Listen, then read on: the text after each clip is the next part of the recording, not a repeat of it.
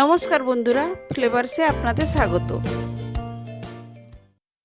লাউ হচ্ছে সহজপাচ্য ও পেট ঠান্ডা করার সবজি, তাই আমি গরমে নিয়ে চলে এসেছি লাউ চিংড়ি।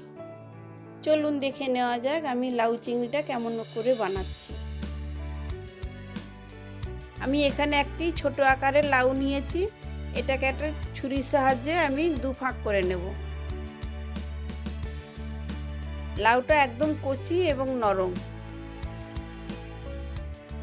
লাউটাকে আমি ছোট ছোট টুকরো করে নিয়েছি, এই দেখুন এইভাবে কেটেছি। এখানে নিয়েছি নুন হলুদ মাখানো চিংড়ি মাছ। উপকরণে নিয়েছি রাঁধুনি মশলা, গোটা জিরে, হলুদ গুঁড়ো, লঙ্কা গুঁড়ো, জিরে গুঁড়ো, ধনে গুঁড়ো, কাঁচা লঙ্কা, একটা শুকনো লঙ্কা, আদা বাটা, তেজপাতা আর কাঁচা ছোলা। আমি কড়াইতে কিছুটা তেল নিলাম। এবার চিংড়ি মাছগুলো ভেজে নেব।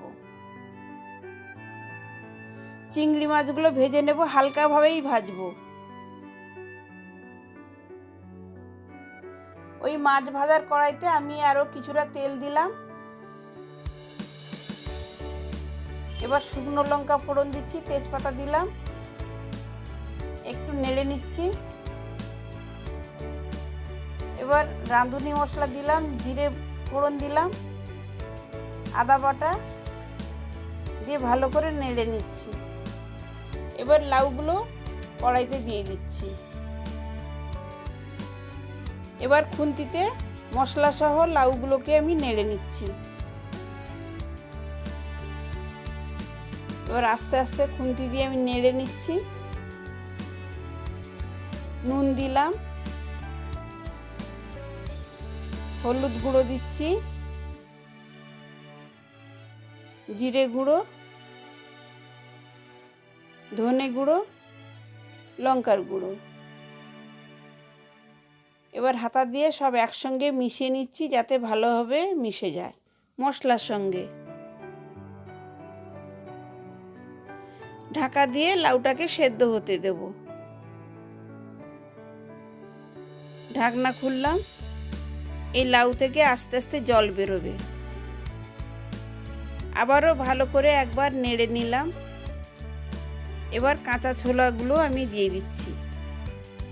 এটা অপশনাল, আপনারা নাও দিতে পারেন। ঢাকাটা লাগিয়ে দিলাম। দেখুন অনেকটা সেদ্ধ হয়ে গেছে, আরও কিছুটা সেদ্ধ হবে। লাউটা সেদ্ধ হয়ে গেছে। এবার চিংড়ি মাছটা ঢেলে দিয়ে আমি আরও কিছুটা নেড়ে নিচ্ছি। এবার উপর থেকে কাঁচা লঙ্কা দিয়ে আমি আরও কিছুটা জলটা শুকিয়ে নেব। দেখুন আমাদের লাউ চিংড়িটা সম্পূর্ণভাবে রেডি। বাঙালির অন্যতম প্রিয় রেসিপি লাউ চিংড়ি। অনেকে লাউ পছন্দ করে না, কিন্তু এইভাবে রেসিপিটা বানান, দেখবেন সবাই চেটে পুটে খাবে। আমার এই রেসিপিটা যদি আপনাদের ভালো লেগে থাকে তাহলে একটি লাইক দেবেন এবং আমার চ্যানেলটিকে সাবস্ক্রাইব এবং শেয়ার করবেন। ধন্যবাদ।